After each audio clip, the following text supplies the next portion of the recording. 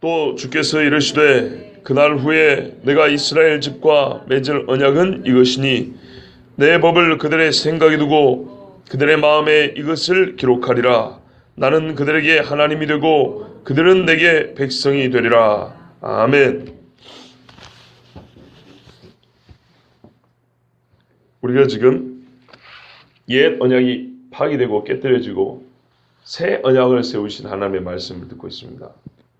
이미 다 아는 것이지만 하나님은, 사도 바울은 예레미야서 31장 말씀을 인용해서 새 언약의 법을 얘기해 주고 있습니다. 새 언약은 옛날 언약의 제사제도, 그죠? 이 제사제도가 핵심이었는데 이것이 바뀜으로 법도 새로 바뀐 것이 옳다 하여서 이제 새롭게 바뀐 그 언약, 법 자체에 대한 이야기라고 있습니다. 법의 효력, 내용, 그리고 거하는 장소, 이런 것들을 우리에게 구체적으로 가르쳐 줍니다. 그런데 이 법이라는 것이 뭐랄까 좀 우리가 어감상 그렇게 썩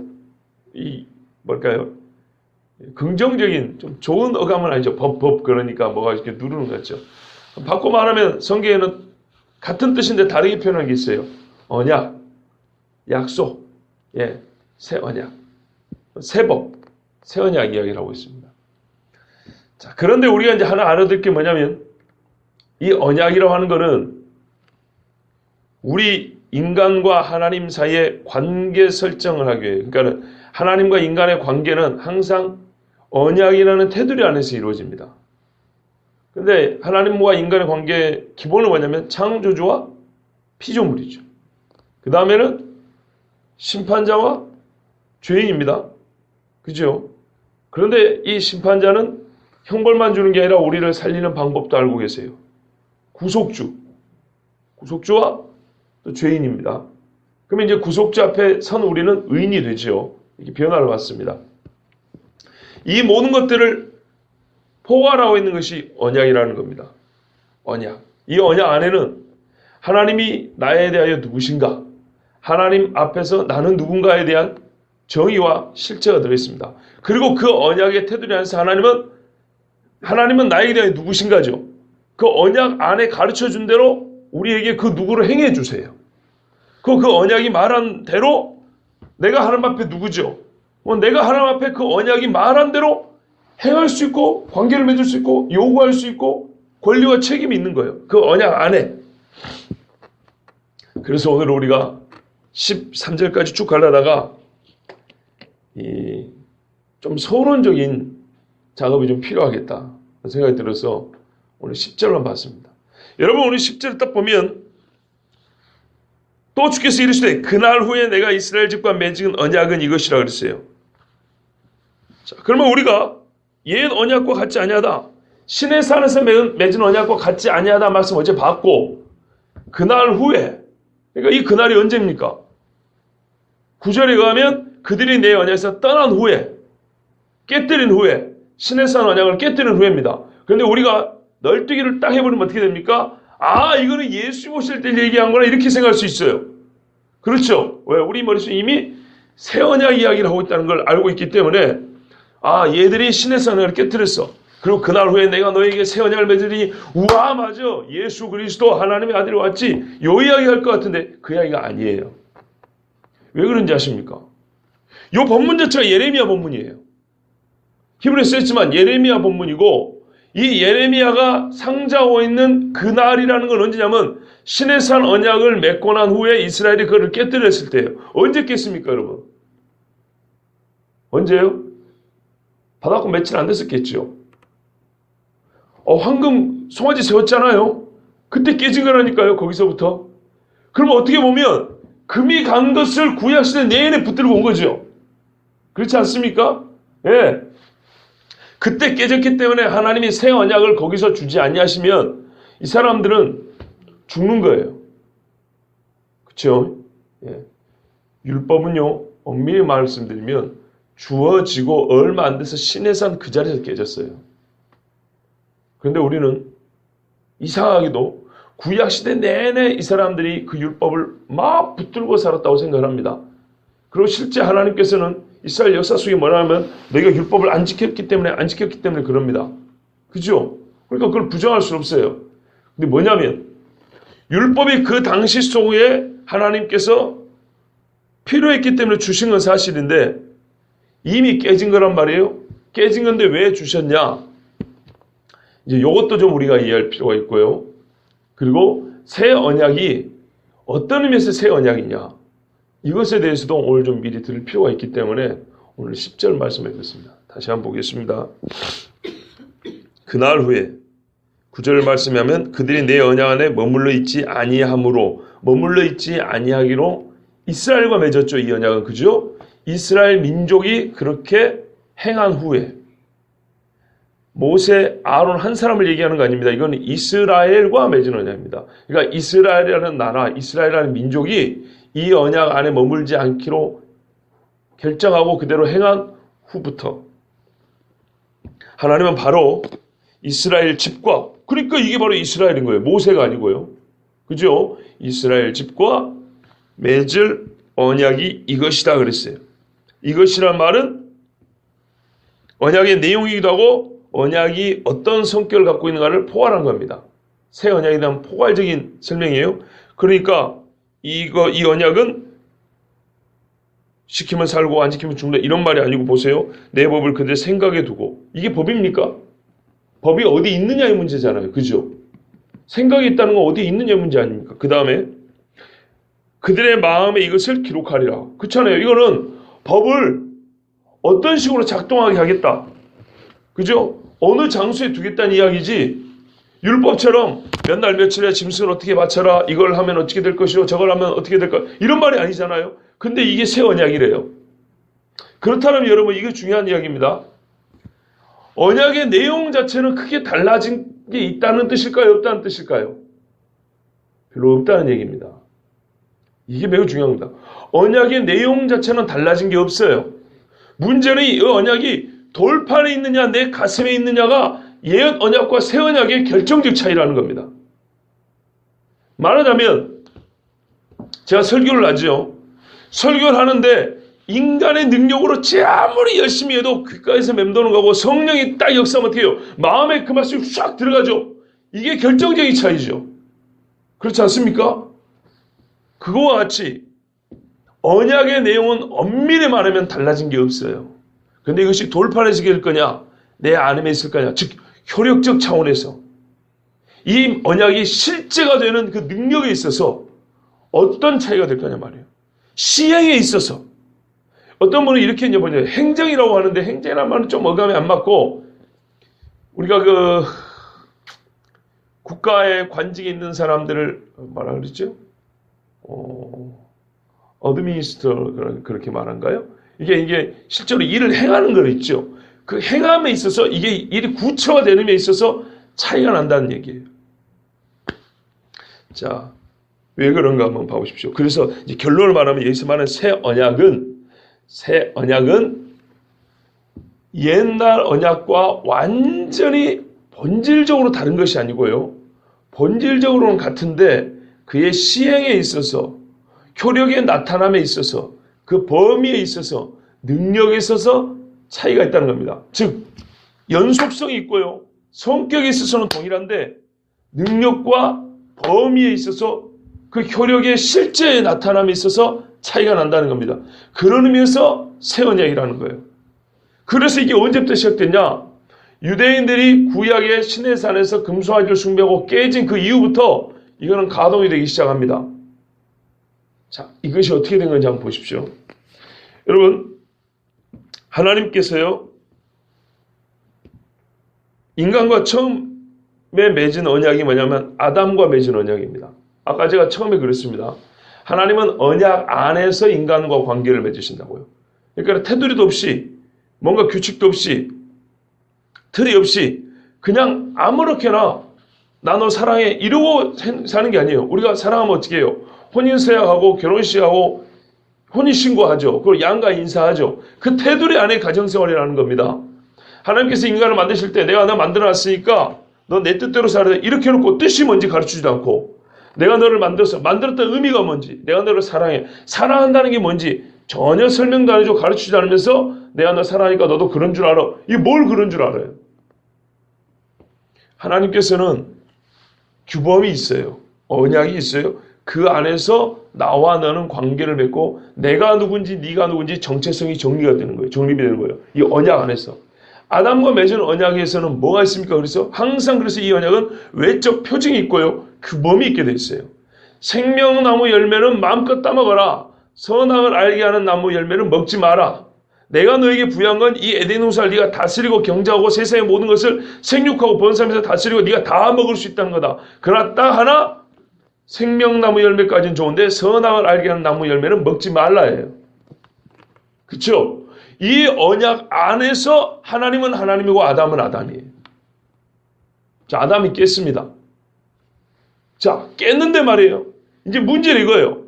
이 언약을 깨기 전까지는 하나님과 아담이 둘이 대면하여 만날 수가 있어요.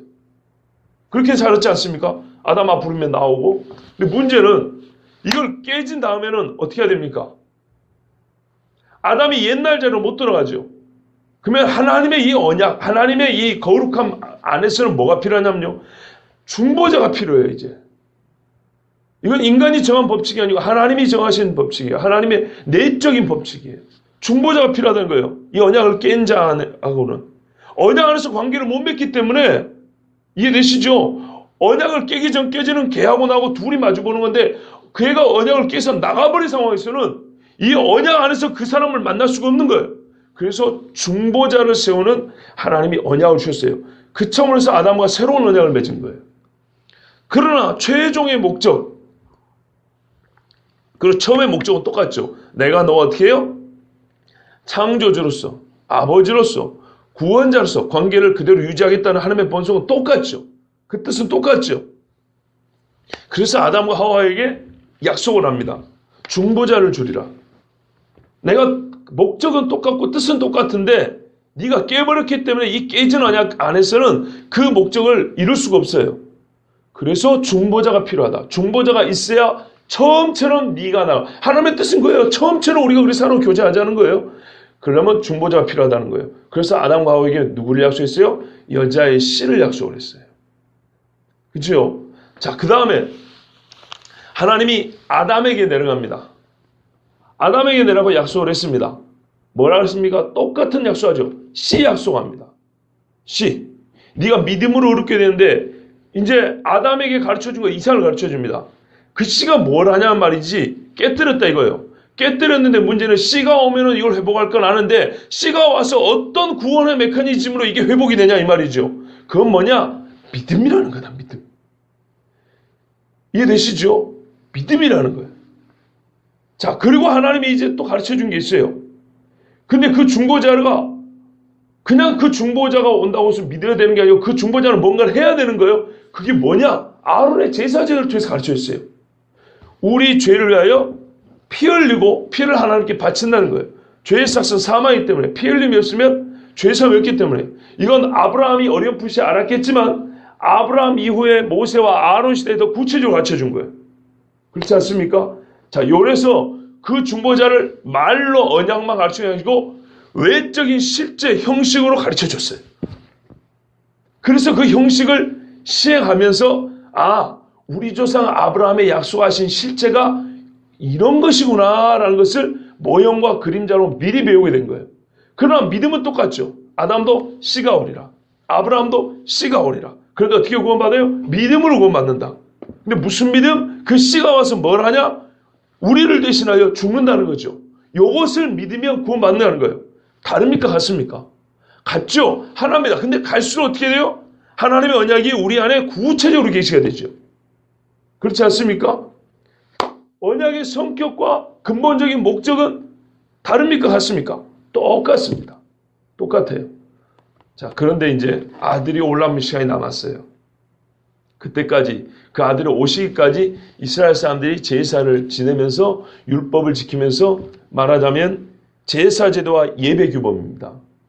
이 두 가지를 지키면서 내가 아브라함의 언약을 믿고 있음을, 아담과 하나님이 하신 그 언약 안에 내가 거하고 있음을 이 율법을 지키면서 그 믿음을 증거하며 오시려는 그리스도를 기다리는 겁니다. 자, 그런데 인간도 여기서 깨버린 거예요. 그럼 하나님이 새 언약을 세울 때 근본적인 언약의 목적을 바꿀까요? 그렇지 않죠. 그렇지 않다는 겁니다. 그래서 여기서 새 언약이라는 것은 완전 다른 성질의 언약이 아니라는 거예요. 아시겠죠? 성격과 영적인 본질은 똑같습니다. 그러나 그것이 시행되는 차원에 있어서 다르게 또 다른 차원에서 우리에게 주어졌다는 겁니다. 옛날에는 그림자와 모형으로 주어졌다면 이제는 어떻게 해요? 아들로 주어졌고, 옛날에는 제사 제도로 주어졌다면 지금은 그 아들의 피 흘림으로 주어졌다는 거죠. 옛날에 이스라엘에게만 주어졌다면 이제는 모든 열방이 주어졌다는 거죠. 옛날에는 돌에 새겨놨다면 이제는 마음에 새기겠다는 겁니다. 그러나 처음에 하신 언약이 달라진 건 아니에요. 똑같아요. 자, 요거를 좀 더 이제 우리 성경 말씀을 통해서 보겠습니다. 오늘 우리가 읽은 말씀이 예레미야 말씀인데요.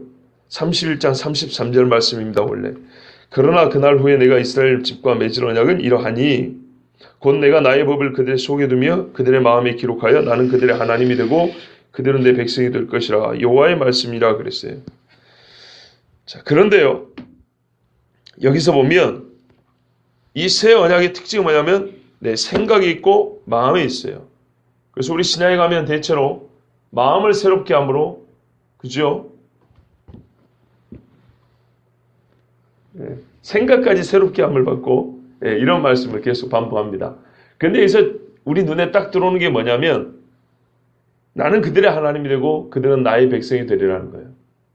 이것이 우리가 알고 있는 옛 언약과 새 언약이 다르지 않다는 증거입니다. 봐보십시오. 예레미야 우리가 지금 31장의 인용인데 11장 4절에 이미 이런 말씀이 있어요. 이 언약은 내가 너희 조상들을 쇠풀무 애굽 땅에서 이끌어내던 날에 그들에게 명령한 것이라. 명령했답니다. 곧 내가 이르기를 너희는 내 목소리를 순종하고 나의 모든 명령을 따라 행하라. 그리하면 너희는 내 백성이 되겠고 나는 너희 하나님이 되리라. 언제요? 시내산에서 약속한 거랍니다. 그런데 새 언약도 우리에게 주어지면 이렇게 된대요. 새 언약과 옛 언약이라고 한 것이 목적에 있어서 동일합니까? 다릅니까? 동일합니다. 또 이 예레미야는 어디서 그러면은 11장은 어디서 이걸 따온 거냐? 레위기 26장에서 따온 겁니다. 레위기가 시내산에서 준 거잖아요. 레위기 26장 3절에 보면 너희가 내 규례와 계명을 준행하면, 그리고 12절로 하면 나는 너희 중에 행하여 너희의 하나님이 되고 너희는 내 백성이 될 것이라 그랬어요. 이게 레위기 말씀입니다. 그리고 요거를 예레미야가 말하기를 너희의 조상이 시내산에서 애굽 출애굽한 다음에 시내산 하나님과 맺은 약속이 그거 아니냐 이거예요. 그런데 몇 장 뒤에 나와서 새 언약을 주는데 이것이 어떻게 해요? 나는 너희 하나님이 되고 너희는 내 백성이 되라요. 똑같죠? 똑같은 목적입니다.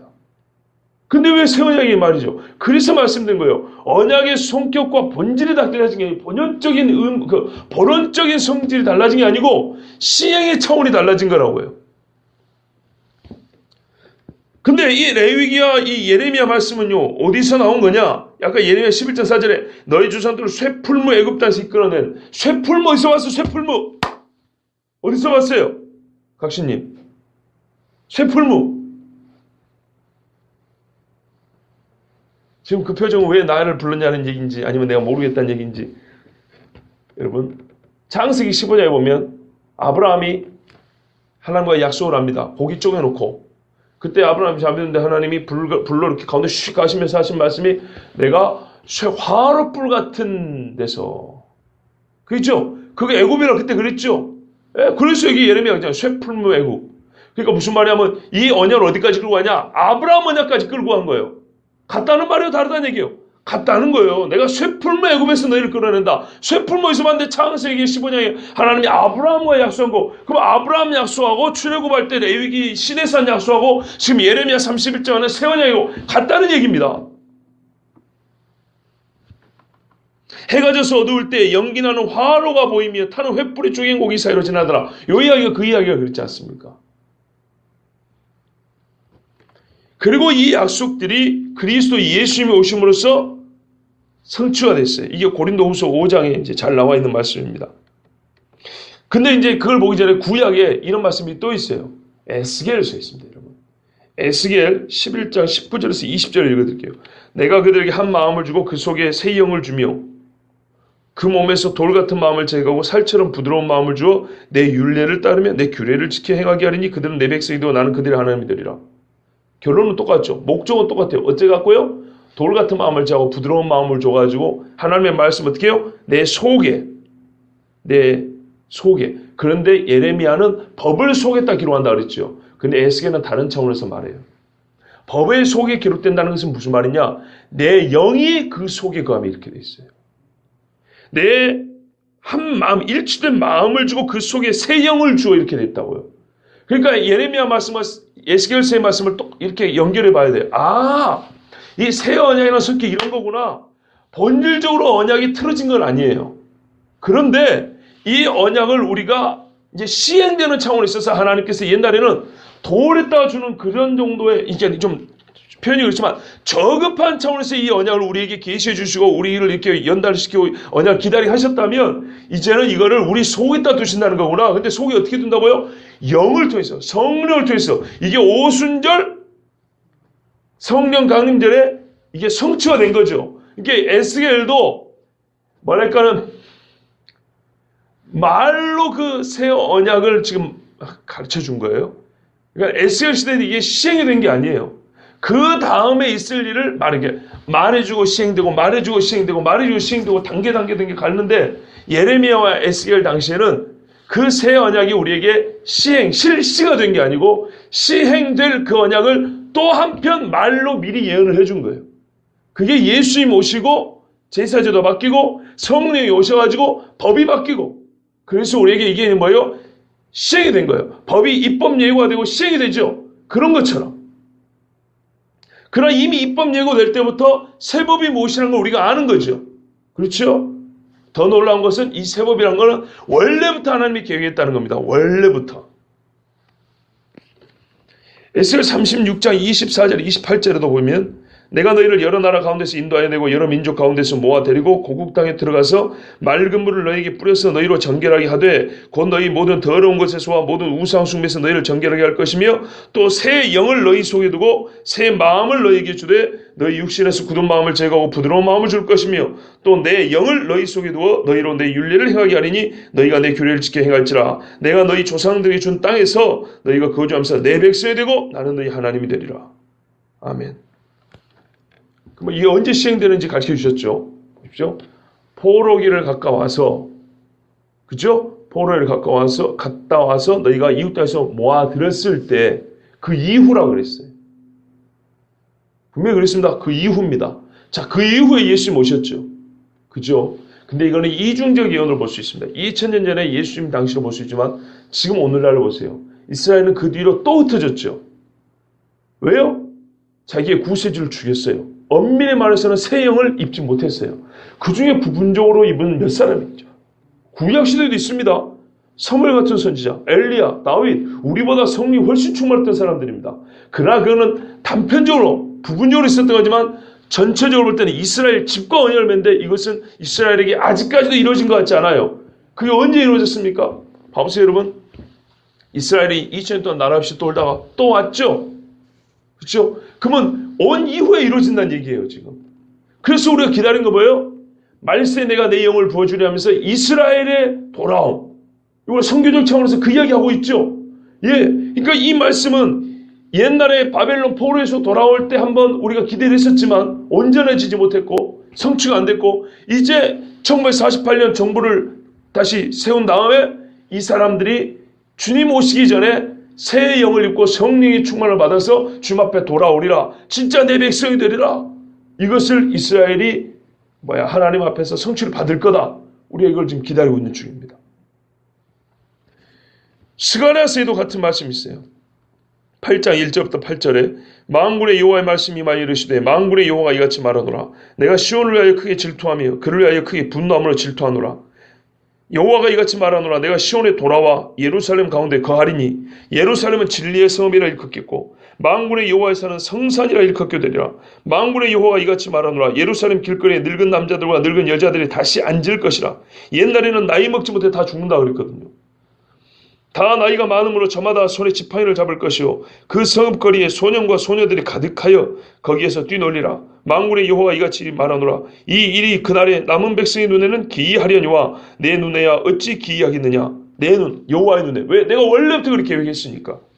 만군의 여호와의 말이니라. 만군의 여호와가 이같이 말하노라. 보라, 내가 내 백성을 해가 뜨는 땅과 해가 지는 땅에서부터 구원하여 내가 인도하여다가 사방에서 끌어다가 예루살렘 가운데 거주하게 하리니 그들은 내 백성이 되고 나는 진리와 공의로 그들의 하나님이 되리라 그랬어요.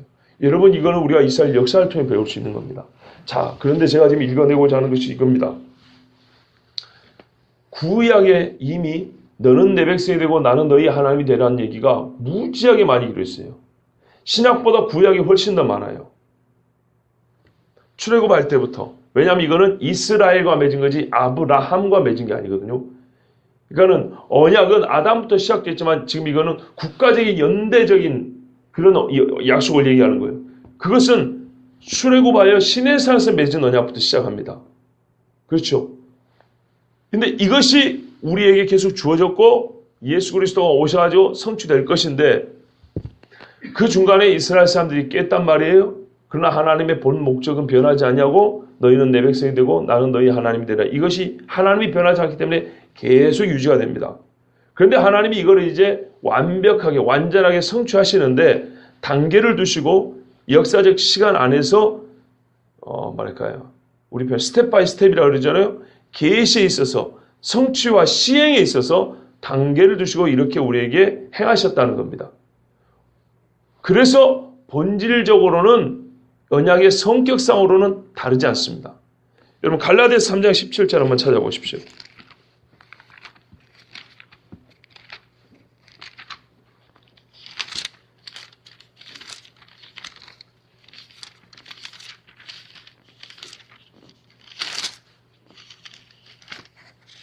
갈라디아서 3장 17절 말씀 우리 함께 읽도록 하겠습니다. 신약 304쪽쯤에 있습니다. 같이 읽습니다. 시작.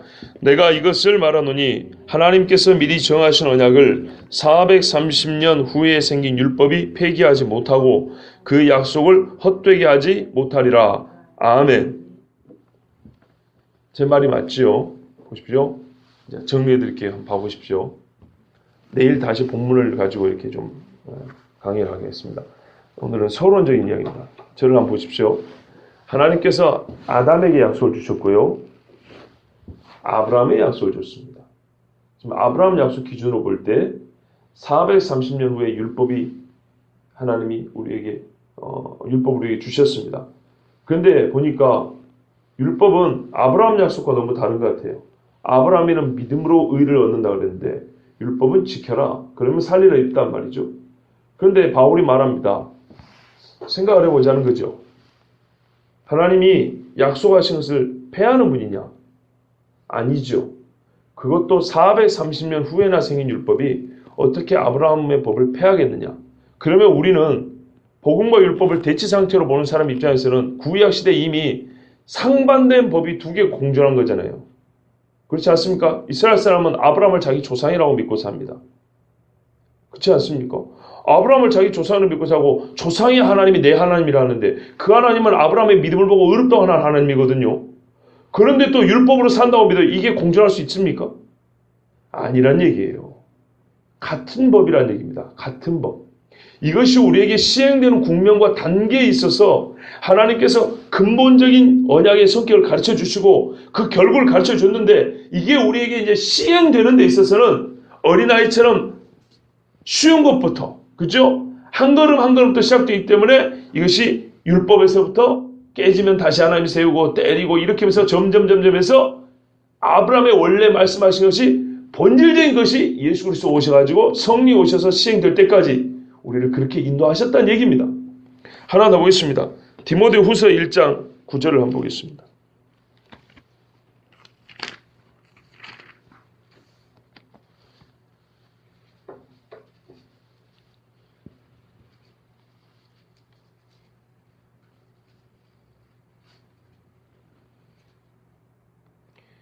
찾으셨으면 우리 같이 읽도록 하겠습니다.